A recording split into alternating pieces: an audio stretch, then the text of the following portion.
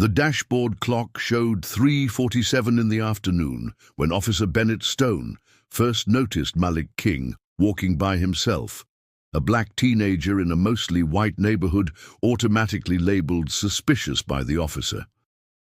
The encounter was the very definition of profiling, yet Stone's sneering chuckle when Malik mentioned that his father served in elite forces would soon become his gravest error. The dismissed ex-military man failed to see the quiet resolve in the young man's eyes, a clear echo of the strength his father, Darius King, had instilled in him to meet injustice with calm dignity.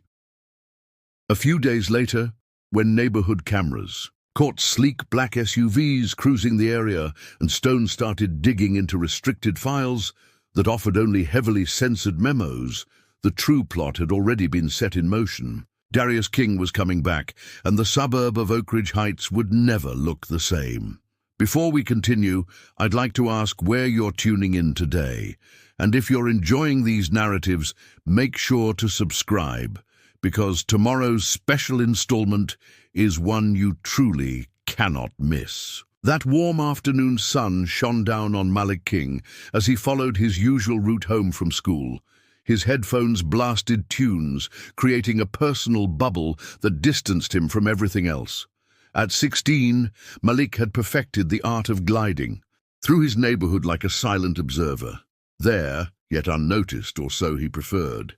But in Oak Ridge Heights, a predominantly white suburban area where the King family had resided for the past decade, staying out of sight wasn't always an option, especially not for him.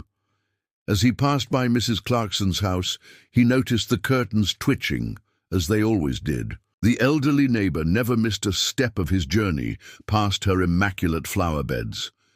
Malik kept his gaze fixed ahead, pretending not to notice, just like his dad had advised. Always keep your head up, but be even more guarded.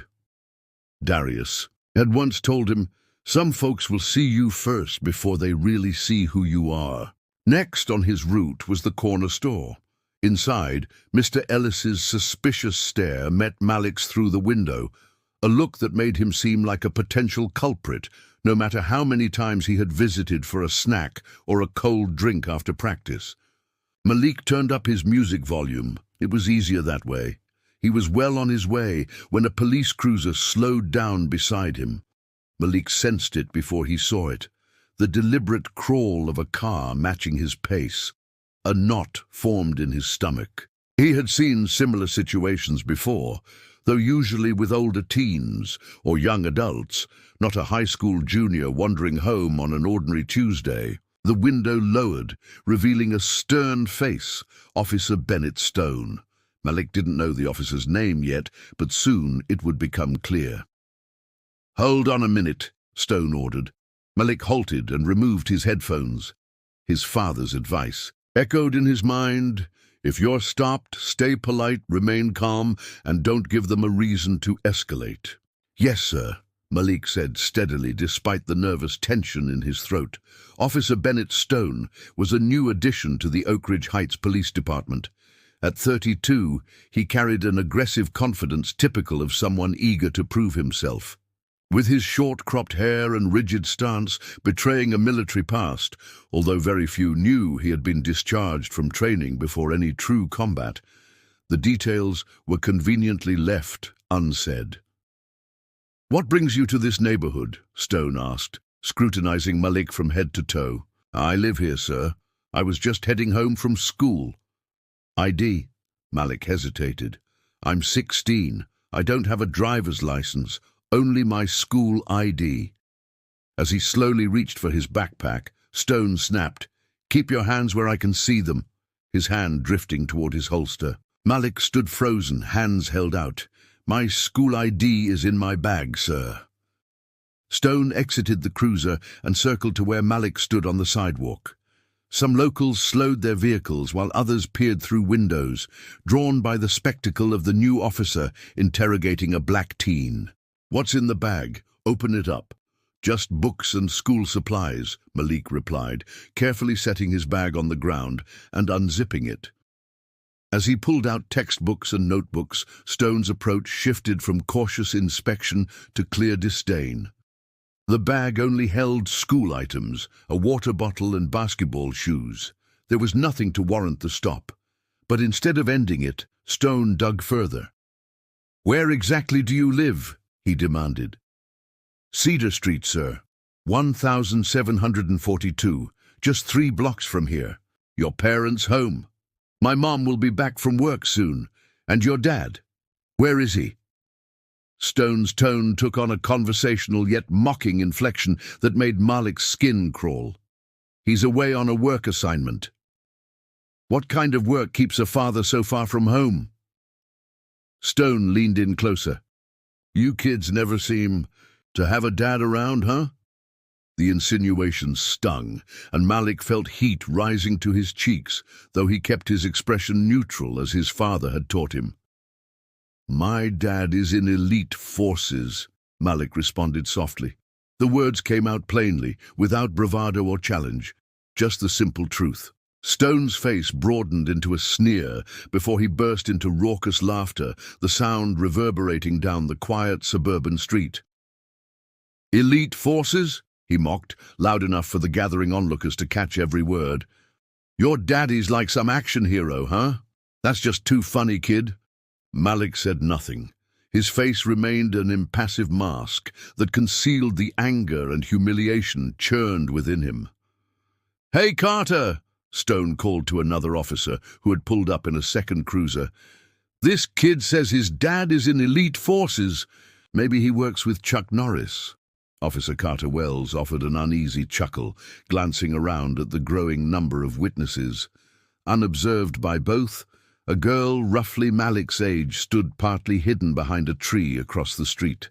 Layla Harris, a classmate of Malik's, had her phone recording the interaction. Her finger hovered over the stop button several times, but something urged her to keep filming. "Listen, G.I. Joe Jr., Stone said as he stepped closer, "if you want to spin tall tales next time, pick something a bit more realistic. I was in the service. I know what genuine soldiers look like." Malik remained silent, his eyes firm yet non-challenging. He knew it was unwise to talk back to an officer, especially one intent on provoking him. "Collect your stuff and move." "On," Stone finally said, apparently bored by Malik's muted compliance. Malik slowly repacked his bag, aware of the eyes tracking him. He replaced his headphones, though he didn't reactivate his music. As he walked away, he could still hear Stone mutter, "Elite forces. Yeah, right." The officer added to his partner, "Bet his dad is more like a couch potato. Probably never even met the kid." Malik continued on, each step measured and composed, not giving them the satisfaction of seeing just how deeply Stone's words had stung. As Stone retreated to his cruiser, a thought lingered. "Hey, Carter, do you have any info on a guy with elite forces in this neighborhood?" Carter shrugged. "Not that I know of with this King kid, but I'm curious. Check it out, will you?" "Sure," Carter replied, though his tone hinted he'd likely ignore the inquiry. Yet Stone wasn't ready to drop it. Something about Malik's poised defiance irritated him more than he cared to admit. After Malik rounded a corner, Layla slipped her phone away and hurried off in the opposite direction. The video was safely stored. She wasn't sure what she would do with it yet, but something inside told her it might be critical later. Stone then turned his attention to his cruiser. Now he had a new objective: uncover the truth about Darius King. The front door of 1742 Cedar Street closed quietly behind Malik as he entered the modest, 2-story home. Unlike the grand houses in Oak Ridge Heights, the King residence was plain yet well kept, a tribute to Tara King's careful management, even while working full-time as a hospital administrator.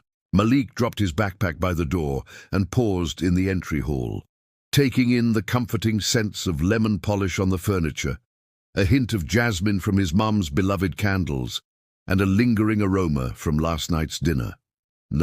Living room walls were adorned with carefully chosen family photos. Tara and Malik at his middle school graduation, Malik as a toddler in the backyard, and a snapshot of the three of them at the beach 5 years back, squinting in the sun. Notably, there were no photos of Darius in uniform, nothing hinting at his military past, an intentional omission. Making his way to the kitchen, Malik grabbed an apple from the bowl. The encounter with Officer Stone replayed in his mind as the crisp sound of the fruit echoed in the quiet house. A memory surfaced of him as an 8-year-old, cross-legged in the backyard, while his dad taught him how to tie special knots. "Why do I need this, Dad? We hardly go camping," he had once asked. Darius's smile was warm, yet firm. "These are skills that show the world some of your talents, like on the basketball court. Others you keep in reserve until they're needed. Sometimes being invisible is your greatest strength." At the time, Malik hadn't fully grasped his father's meaning, but now, at 16, little pieces of the puzzle were falling into place as he was pulled from his thoughts by the sound of keys at the front door. Tara King entered, her nurse scrubs now swapped for professional attire as a hospital administrator. Despite a long day, her posture remained upright and her movements precise. "Hey, sweetheart," she greeted him, setting her purse aside. "How was school?" "Fine," Malik answered automatically. Tara's look suggested she wasn't entirely convinced, but chose not to push. "Not really," she added with a sixth sense about her son. "Homework? Just a bit of calculus and a history essay." She nodded, then paused, studying his face intently. "Something happened today. I'm not asking, I know." Malik thought about dismissing it, but Tara always saw through him. "I got stopped by a cop on my way home." Tara stiffened instantly, her calm replaced by immediate concern. "What did he want?" "Nothing significant, just the usual." "Did he ask what you were doing here, look through your bag? Did he give any reason for the stop?" "No." Tara's jaw set firmly. "Did you catch his name or badge number?" "Stone. I believe he's new." Nodding, Tara filed away the details. "Anything else?" "I suspect there's more." Malik hesitated, then asked about Dad. Tara's expression subtly changed. A narrowing of her eyes, an unmistakable alertness. "What did you say to him?" "Just that my dad is in elite forces, nothing further." Tara was silent for a long moment. "Malik, we've discussed this. You know you shouldn't—" "I know, Mom," he interrupted, "but he said things about kids like me never having a dad at home. I didn't mention any details. I couldn't let him think Dad abandoned us." Tara's expression softened as she crossed the room and pulled her son into a hug, something he had grown more reluctant to accept as he got older. "Listen carefully," she said in a low, serious tone. "Your father's work isn't something we discuss with strangers, especially not with the police. It's not just about keeping secrets, it's about our safety and his." "I understand," Malik murmured softly. "I'm sorry." "It's all right. Just be cautious. If Officer Stone asks again, say your dad works in government consulting and that's all." Malik nodded, though he wondered why such an ordinary cover was necessary if his father's work was so important. Later that evening, as Malik worked on his history essay, his phone buzzed with a text from Layla Harris. They weren't close. Friends, more like classmates who occasionally crossed paths, but her message was direct. She needed to discuss what had happened tomorrow. After school, Malik stared at the message, puzzled at how Layla knew about his run-in with Stone. He replied with a simple, "Okay," and put his phone aside, a sense of unease settling over him like a dense mist. The following morning at school, Layla found him near the band room, where only a few students gathered before first period. "I saw what happened yesterday," she said plainly. "With that cop?" Malik's expression stayed composed. "The way he spoke to you was off," she hesitated, then added, "I even recorded part of it. Malik's eyes widened slightly, the only sign of his surprise. "Why did you do that?" "Because it wasn't right," Layla said, adjusting her glasses. "My dad is a civil rights lawyer. He insists on documenting everything." Malik slowly nodded, absorbing her words. "What do you plan to do with it?" "Nothing unless you want me to. But was what you said true about your dad?" The question lingered. Malik thought about denying it, avoiding the topic, or simply changing the subject. Instead, he said quietly, "Yes." Layla studied his face briefly, then nodded. "Okay, just wanted to check." Their conversation ended as the bell rang, yet as Malik headed to class, Layla's question stayed with him. Was it true about his dad? Yes, but even Malik wasn't fully aware of the full implications. News spread fast at Oak Ridge High. By lunchtime, everyone knew about Malik's encounter with Officer Stone. Sitting alone at his usual table, he was soon approached by Trevor, Banks, and his friends. "Hey, King," Trevor called loudly enough for nearby tables to overhear. "Heard you told that cop your dad's like some Rambo." Malik continued eating his sandwich without meeting their eyes. "My dad says your dad works at a fast food joint, not elite forces," Trevor added with a chuckle among his friends. "Your dad always brings up my family at dinner." "Strange," Malik replied coolly, still not looking up. Trevor's face flushed. "Whatever, man. Everyone knows you're lying. Your dad probably left years ago."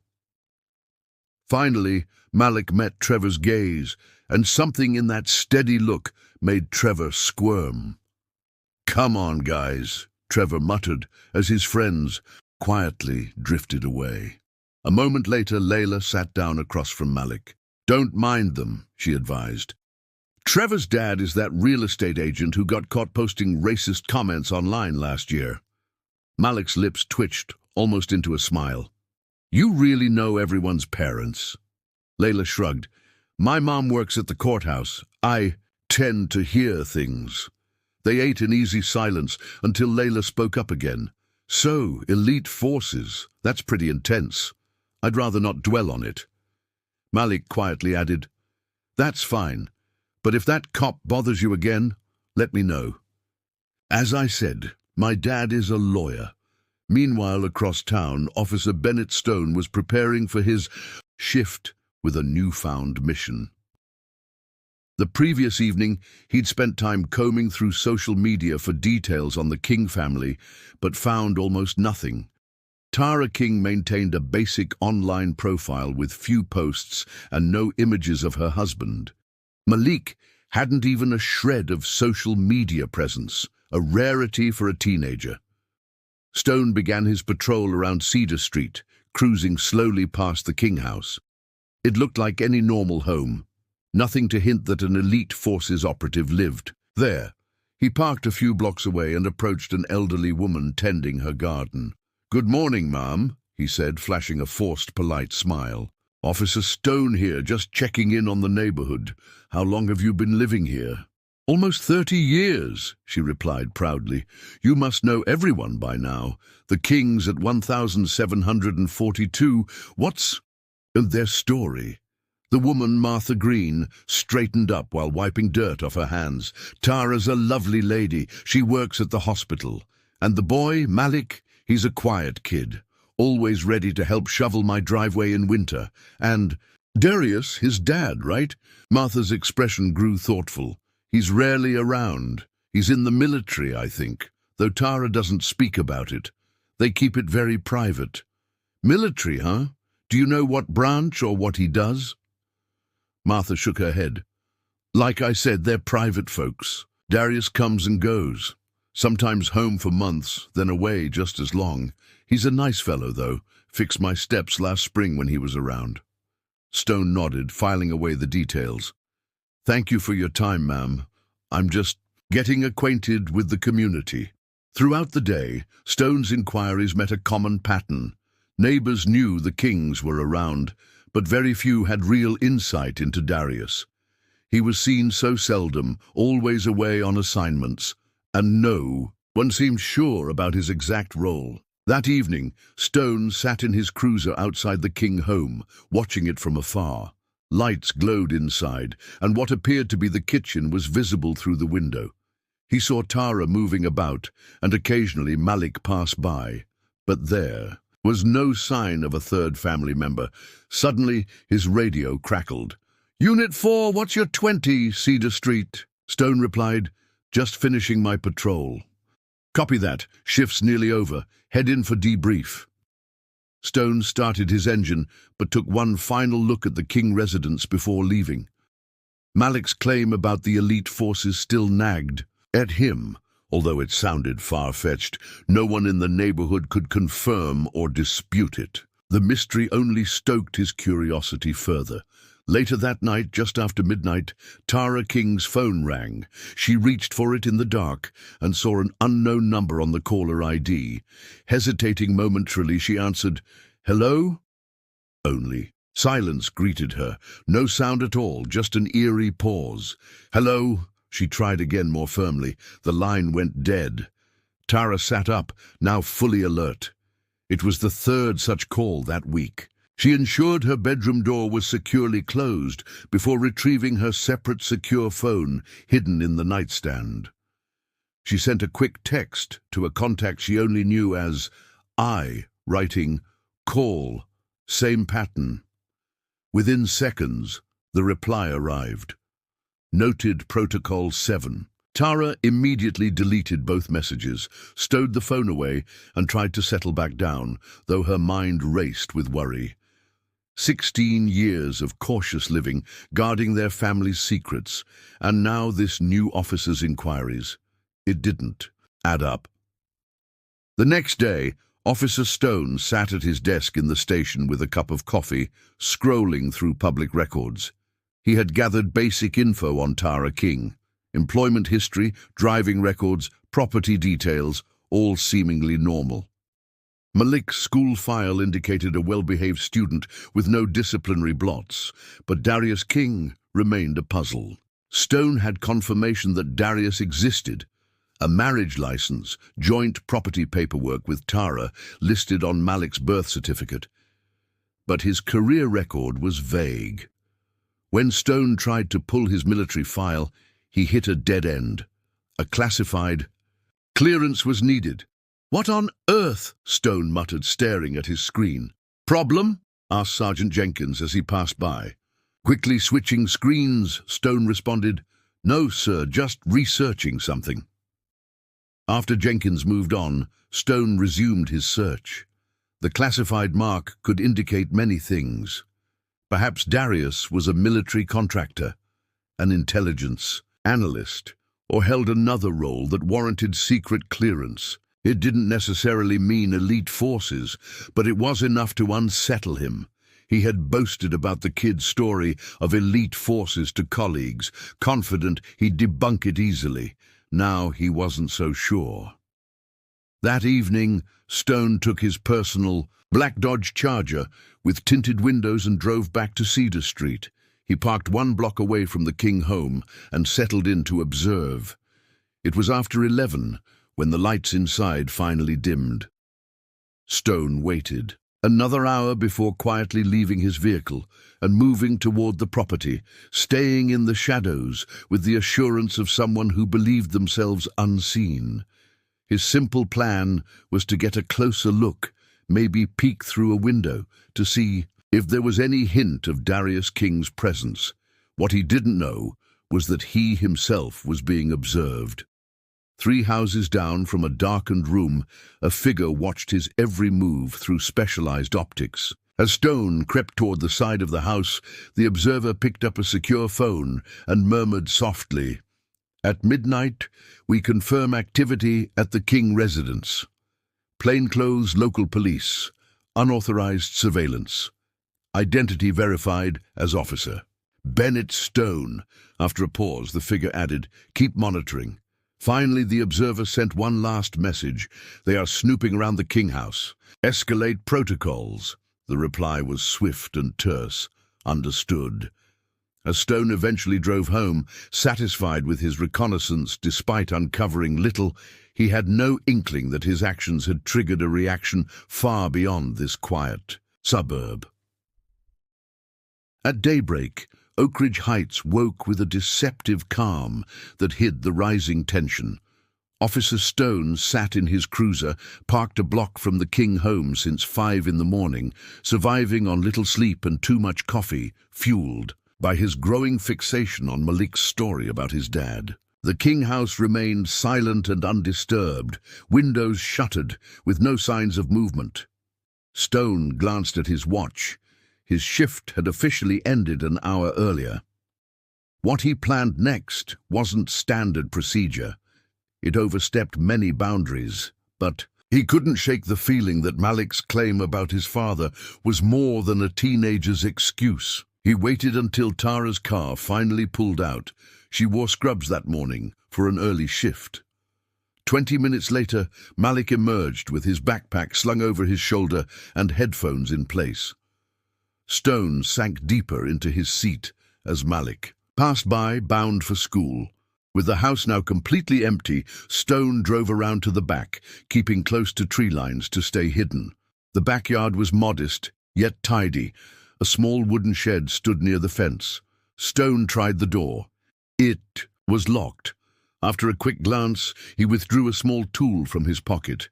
The lock was simple, and within seconds he manipulated it open. The door creaked inward softly. Inside the shed lay an orderly collection. Garden tools hung on hooks along one wall, a lawnmower in the corner, and shelves lined with household supplies. Nothing out of the ordinary.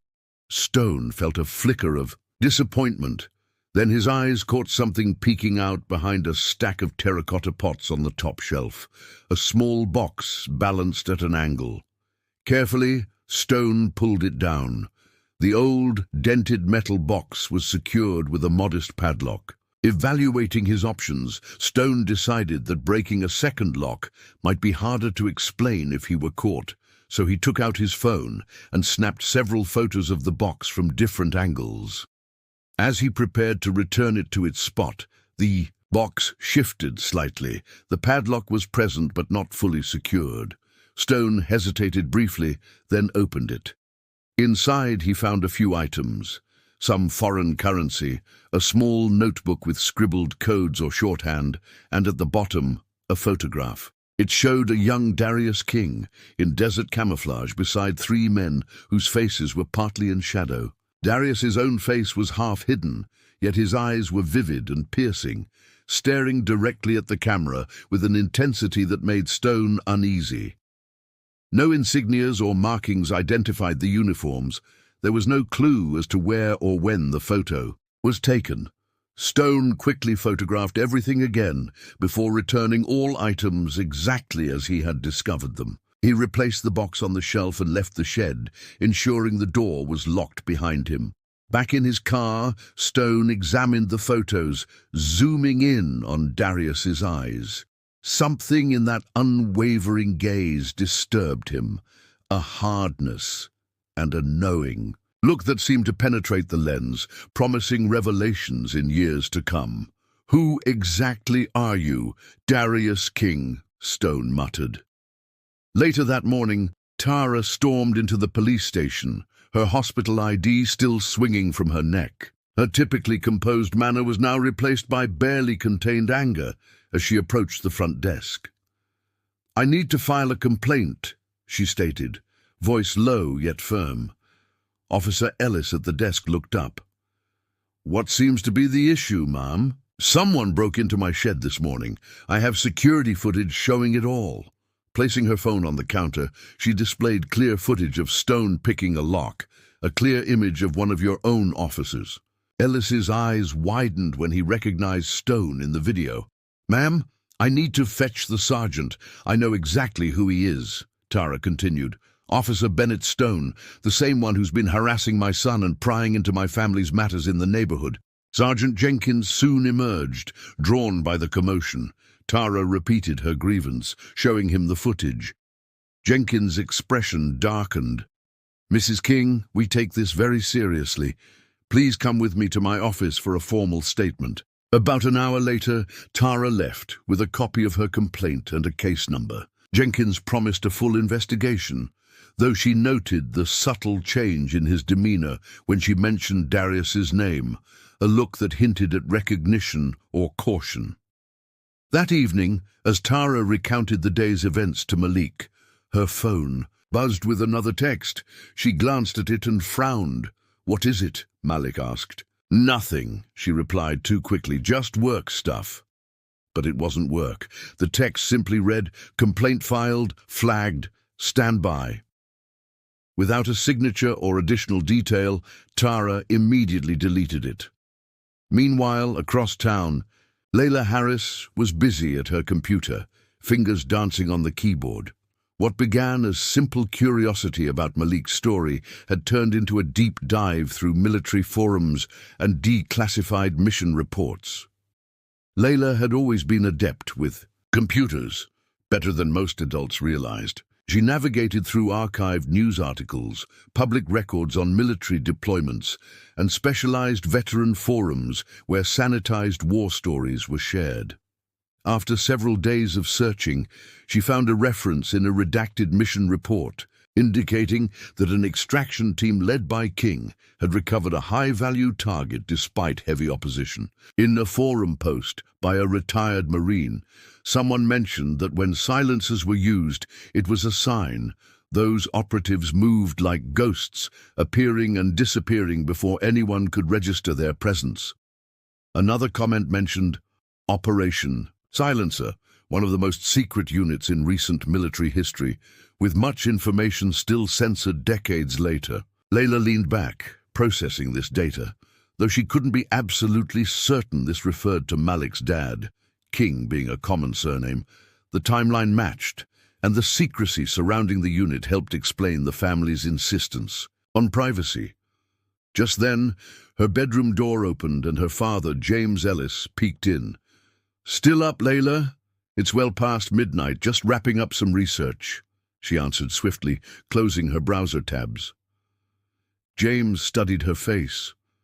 "This isn't about that King boy, is it? And what about that officer you mentioned?" Layla paused before replying. "Maybe." James sighed. "Layla, I understand you want to help, but be careful. If what you suspect about his father is true, don't wade into deep water without a life vest. I get it. If Tara King needs legal advice, tell her to call me directly, but otherwise steer clear of this mess." After he left, Layla reopened her browser. One more reference caught her eye, a heavily redacted mission report, signed only partially, a King Operation Silencer Unit 8. It wasn't ironclad proof, but it was enough for her to believe Malik had been truthful. In the days that followed, Oak Ridge Heights grew oddly quiet. Stone had been temporarily moved to desk duty, pending the investigation into Tara's complaint.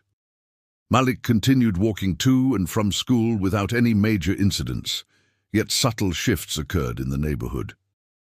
Black SUVs with tinted windows were seen prowling the streets at night, and onlookers reported unmarked cars parked at strange hours. Rumors spread that something significant was unfolding in the quiet suburb. One evening, as Malik stopped by the corner market for a Gatorade after basketball practice, he found himself face to face once again with Stone. The officer, now in civilian clothes and buying cigarettes at the counter, met Malik's gaze in the reflective store mirror. Slowly, Stone turned, a smile tugging at his lips that failed to warm his eyes. "Well, if it isn't G.I. Joe's boy," he remarked loudly enough for nearby customers, still peddling his fabricated stories. "Soldier boy," Malik responded silently, simply holding Stone's gaze while he paid and fished his wallet out. Stone stepped nearer. "You know what's amusing? I did some digging on your dad. Some interesting details came up." Malik's expression stayed unchanged, though his pulse quickened. He paid for his drink and turned to leave. "I'm not finished talking to you," Stone insisted, his tone hardening. "But I've had enough of listening." Malik replied softly, his gaze as calm and unreadable as his father's had taught him to be. Something in that unwavering look unsettled Stone deeply. It was too reminiscent of the photo he had seen, carrying the same quiet authority and unspoken strength. "You think you're tough because your father taught you some tricks?" Stone came even closer, invading Malik's personal space. "Let me tell you something, kid. Your dad isn't the hero you imagine. Men like him aren't saviors. They're merely skilled at killing." Malik didn't flinch or retreat. "Are we done here, sir? I really need to get home." The lack of reaction only stoked Stone's frustration further. He had hoped to provoke Malik, to see him lose his composure, but Malik remained cool and dignified despite the public humiliation. The store owner, Mr. Thompson, cleared, his throat loudly. "Is everything all right over there?" "Fine," Stone muttered, finally stepping back as he trailed behind a local troublemaker. Malik left the store, feeling Stone's gaze burning into his back. Once outside, he drew a deep breath and steadied himself. His father's words echoed, "Control only what you can. Your reactions belong to you alone." Later that day, while playing basketball with friends at the local court, police cruisers pulled up with flashing lights. Officer Stone emerged from the first vehicle, joined by two other officers. "Malik King," Stone called out as he strode onto the court, "you need to come with us." The game halted, and every eye turned to watch. "For what?" Malik asked, clutching his basketball. "There's a report of a disturbance. Witnesses claim you were involved." "What disturbance?" "I've been here the whole time," his friends protested. "We were all right here together." But Stone wasn't swayed by their words. This had become personal, an assertion of power designed to assert his control over Malik and prove himself. "Turn around, hands behind your back," Stone ordered. Malik complied, knowing any resistance would only worsen the situation. As the cold metal of handcuffs clicked around his wrists, he recalled his father's final advice. In a room full of predators, be the silent storm. Layla recorded everything from across the street, live streaming to her private social media account so that her father could watch too. At the station, Malik sat alone in a holding room, a space that wasn't exactly an interrogation chamber. Although nothing specific had been charged yet, the message was clear. Stone wanted him anxious. Tara arrived at the station in a flurry of controlled fury. "Where is my son?" she demanded at the front desk. "Malik King. An officer took him from the basketball court about an hour ago." The sergeant checked his computer. "He's being held pending an investigation into a disturbance."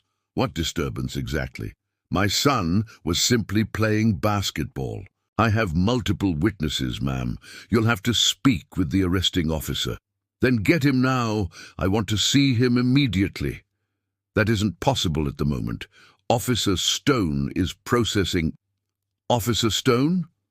"The very same officer under investigation for breaking into my property, the one harassing my son." Tara's tone sharpened.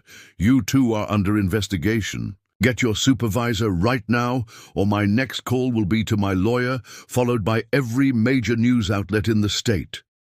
As Tara fought to retrieve her son, Stone entered the holding room where Malik waited. "You know, I could charge you with assault. There's a witness who swears you shoved someone, your word against his." Malik stayed silent. "Not so brave without your dad around, huh?" Stone leaned in. "Where is he anyway? On some secret mission, or does he just not care enough to be here?" Malik met Stone's gaze steadily. "Are you actually charging me, sir, or is this just another round of harassment?" Before Stone could reply, his phone buzzed. Frowning, he stepped out into the hallway, where Sergeant Jenkins awaited, his face grave. "What exactly are you doing, Stone?" "This kid's mother is causing a scene in the lobby, threatening lawyers and media, and rightly so. You're under investigation for that shed break-in. You shouldn't be involved in this case. The kid is being held for a disturbance." "I Was responding to a call. What call? Dispatch hasn't reported any disturbance at the basketball court, Stone stuttered. I received tips from a confidential source, Jenkins snapped. This ends now. The kid goes home with his mother, and you're suspended effective immediately. Turn over your badge and gun. You can't do that. This isn't about the kid. There's something major going on with his father. I'm telling you, Darius King isn't who he appears to be. Jenkins's expression shifted subtly. That's all the more reason to back off, Stone. Trust me, you're way in over your head. As their argument filled the corridor, a heavy silence descended over the station. The constant hum of radios and phones seemed to quiet down. Officers at their desks straightened up. All eyes turned toward the entrance. In walked a man of average height with the rigid bearing of someone with extensive military experience, dressed in jeans, boots, and a plain grey t-shirt. There was nothing overtly striking about his appearance, but the deliberate, measured way he moved commanded respect. Darius King had arrived. He moved through the station with the unspoken confidence of someone who was completely at ease in hostile territory. He didn't hurry, didn't raise his voice, and made no unnecessary gestures. His piercing eyes, just like those in the photograph that had unsettled Stone, swept across the room, taking in every detail. Tara's face lit up with relief as she saw him first. Their eyes met briefly before Darius approached the front desk. "I'm here for my son, Malik King," he stated calmly. The sergeant hesitated before speaking. "Sir, may I see some identification?" Darius slowly reached into his back pocket and produced his wallet. Instead of a typical driver's license, he pulled out a military ID adorned with distinctive red accents along the border. The sergeant's eyes widened upon inspection. "Just a moment, sir," he said respectfully. "I'll call the sergeant." Jenkins emerged from the hallway, still embroiled in his argument with Stone, but froze when he recognized Darius. Having served before joining the police, Jenkins knew exactly what those red markings signified. "Mr. King," he said, extending his hand, "I'm Sergeant Jenkins. There's been a misunderstanding with your son." "Is that so, Jenkins?" Darius replied evenly, shaking the offered hand. Then his gaze shifted to Stone, who stood nearby trying to mask his surprise with defiant calm. "Your son was brought in for a disturbance, but we found no evidence," Jenkins quickly explained. "He's being released immediately." "I'd like to see him now," Darius declared. It wasn't a request. As they headed toward the holding area, Stone stepped forward once more. "Wait, we haven't finished processing." Jenkins cut him off firmly. "Stand down, Stone. You're suspended, remember?" Darius paused, turning fully to face Stone for the first time. The officer felt a chill as Darius's eyes appraised him, noting his strengths, weaknesses, and threat level. "Officer Stone," Darius said in a calm tone, "I understand you've been asking questions about me." Stone swallowed hard, but maintained his defensiveness. "I was just doing my job, keeping our community safe by breaking into my property and harassing my son."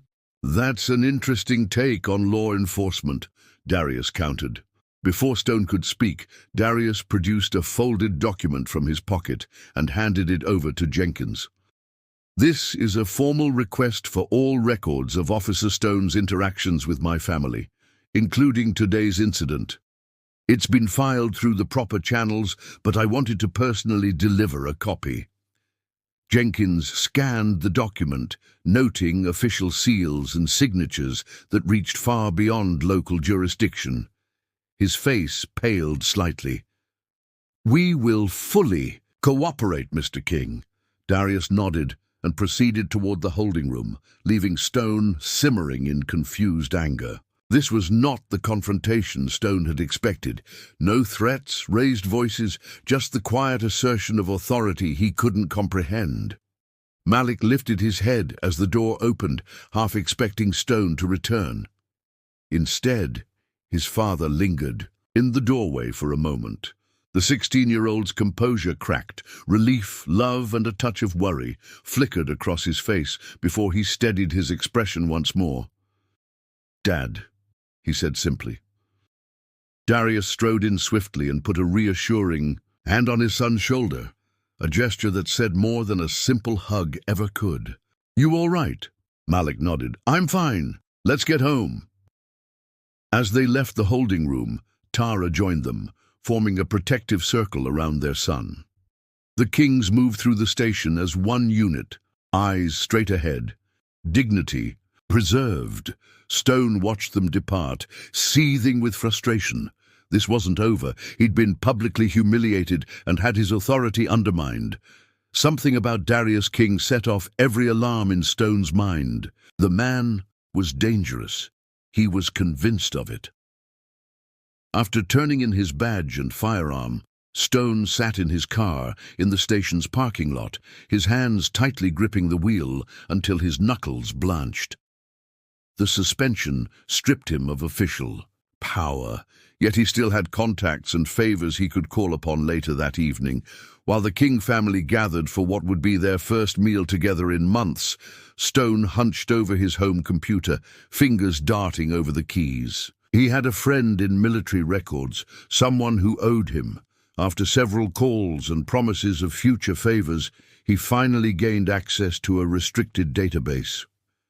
Darius King's file emerged, much of it redacted, but enough to see his service. Record listed deployments to places Stone had never heard of, during periods that didn't match any known operations. Then it all flashed at the top of the screen. Active classified operative, not retired, but on duty. Stone leaned back, running, his fingers through his hair. What have I gotten myself into? And more importantly, why is an active classified operative living in a quiet suburban neighborhood like Oak Ridge Heights? After Malik had gone to bed, Darius and Tara sat together in the living room, speaking in hushed tones. "How serious is it?" Tara asked. "Manageable," Darius replied. "For now, but this Stone, he's reckless and dangerous in his ignorance. He broke into our shed." "Found your box?" Tara inquired. Darius nodded. "I think it was a test. The lock was purposely left loose. Nothing there exposes anything vital, and the photo was just enough to spark his curiosity." Without revealing too much, Tara shook her head, and a small smile played on her lips despite the tension. "You were testing him all along. I needed to know what sort of man we were dealing with. Now I know, and the worst kind, the one driven by wounded pride and desperate to prove himself." Darius's expression hardened. "He'll keep coming back. He's already accessed restricted databases." "How do you know that?" Tara pressed. "Because I received an immediate notification. That's the protocol. What happens next?" Darius was silent for a moment before answering. "Now, we wait and see what his next move will be. The team is already on alert. He's being watched. And Malik, he was arrested today in front of his friends, all because of this man's vendetta." "I know," Tara said softly, "and Officer Stone will soon learn that he made a grave mistake." Darius's tone remained calm but carried a chilling edge that would have made Stone's blood run cold. "You've stepped into shadows larger than you can imagine." Meanwhile, as Stone finally left his house that late night, he headed to a bar to drown his frustration and plan his next move. He didn't notice the car parked 2 blocks away. He didn't see the high-powered optics tracking his every move. He didn't hear the quiet voice over a secure line. Through the scope, crosshairs briefly zeroed in on Stone's chest before shifting away. "He's messed with the wrong ghost," the observer murmured, lowering the device. And Stone was completely unaware. A nondescript truck rolled slowly along the outskirts of Oak Ridge Heights, its headlights off, gliding purposefully through the night. Just past midnight, Darius King parked at the edge of town, beneath the shade of an old oak. He sat motionless for several minutes, eyes scanning the surroundings, checking repeatedly for any sign of surveillance. This was his routine, ingrained by years of missions where one mistake meant certain death. Though home now in quiet suburban America, those instincts remained razor-sharp, especially this night. Darius had arrived ahead of schedule. The incident of Malik's arrest had forced him to cut his mission short. Few truly understood what Darius did for a living. Even fewer grasped the importance of the unfinished work he had left overseas to protect his family. After confirming the area was secure, Darius stepped out of his truck. Dressed in simple jeans, a dark jacket and boots that drew no attention, he moved with silent precision through a maze of backyards and side streets, deliberately avoiding main roads and security cameras. He had mapped every entry to his home. Years ago, when they moved to Oak Ridge Heights, every blind spot, every vantage point, every escape route, not out of paranoia, but thoroughness. He paused by Martha Green's garden, recalling how she had once mentioned something about their family to Officer Stone, not out of malice, as she had always been kind, but people rarely realized the risks of casual chit-chat. The King house was dark, except for a small kitchen light. Darius approached from the rear and used a side door known only to a few. He moved silently through the house, instinctively avoiding creaky floorboards. In the kitchen, Tara waited with a cup of tea that had started to cool. She wasn't startled by his arrival. After 16 years of living with a ghost-like husband, she had grown used to his quiet returns. "You're early," she said softly as she rose to embrace him. "Had to be." "Darius," he replied, holding her close for a moment before examining her face. "Is Malik upstairs? Asleep?" Tara read his subtle cues and replied, "Not too bad." "What's the situation?" Darius asked, stepping to the refrigerator to pour water. "The mission was nearly wrapped up when I got word about what happened here. I had to hand it off to Wells and Jackson." Tara nodded, understanding the gravity. Darius rarely left. An operation unfinished unless the threat was dire. "They'll control the fallout," he continued, "but my early departure raised suspicions. Questions will be coming from everyone." His slight smile had no humor. "An operative of my level doesn't just exit mid-mission unless something critical happens." "Something critical indeed happened," Tara stated firmly. "Your son was singled out, arrested in full view of his friends because of this man's vendetta." Darius's jaw tightened. "Yes, and Officer Stone will soon understand the consequences." They sat in thoughtful silence, a reunion both sweet and somber under the circumstances.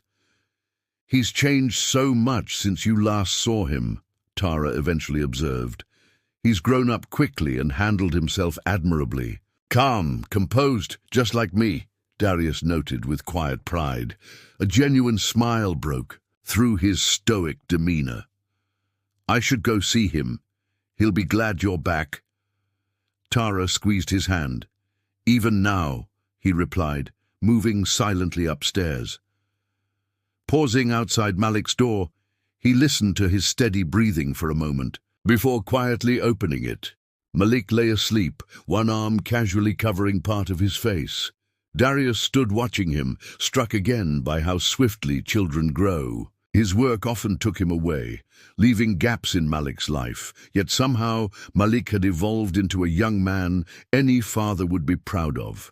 Dignified, self-controlled, principled. Sensing his father's presence, Malik stirred and his eyes flickered, open for a moment as he looked at the figure in the doorway before sitting up quickly.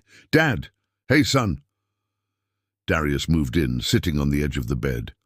"Sorry to wake you." In the low hallway light, Malik examined his father's face. New lines around his eyes, a faint scar near his temple, yet his presence remained steady and solid. "You weren't supposed to be back for another month," Malik said. "Plans changed." Darius placed a hand on Malik's shoulder and said, I heard you got into trouble. Malik looked down, a trace of regret in his eyes. I shouldn't have told that cop about you being in elite forces. Your mom always said, you did nothing wrong. Darius interjected firmly. That officer targeted you because of who you are, not because of what you said. Malik slowly nodded, absorbing his father's words. He wouldn't stop. Kept prodding and asking about you. I know. And now he's facing the consequences. Are you in any trouble for coming back early? Darius smiled lightly. Nothing I can't handle. They talked for nearly an hour, father and son reconnecting after too many months apart. Darius shared thoughts on patience, legacy, and the discipline needed to confront injustice without becoming it. The hardest battles, he said, are fought with restraint, not anger. Keep that in mind. Eventually, Malik's eyes grew heavy. Before leaving him to sleep, Darius asked casually, "Tell me everything about that Officer Stone."